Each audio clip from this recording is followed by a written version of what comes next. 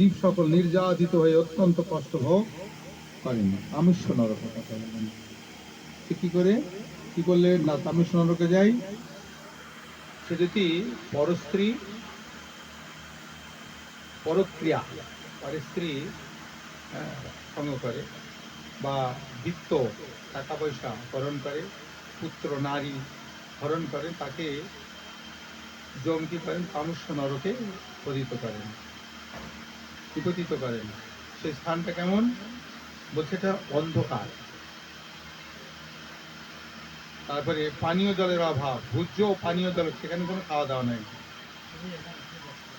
তামস্য নরক, আচ্ছা, জীব সকল নির্যাতিত হয়, খুব কষ্ট দেয় সেখানে, যমদূতগণ অত্যন্ত কষ্ট ভোগ করেন। দ্বিতীয়, অন্ধ তামস্য নরক।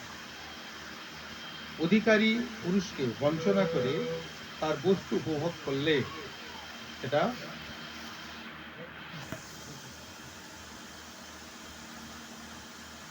অধিকারী পুরুষ মানে বুঝেন?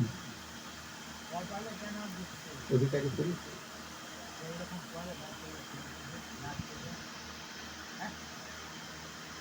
মানে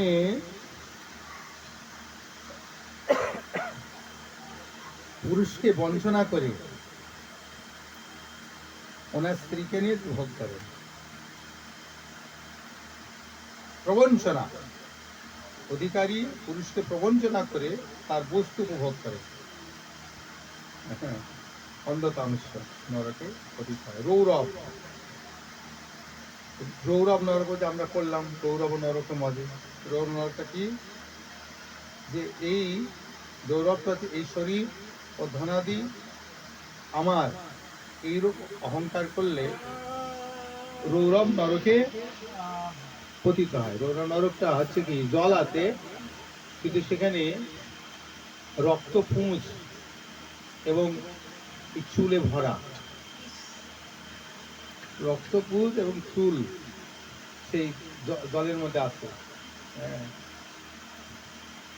রৌরব, রৌরব নরক মজে। আর মহারৌরব জন্য যদি হিংসা করে নিজের দেহ পোষণ করেন, তাহলে কুম্ভীপাক, কুম্ভীপাক নিজের প্রাণীর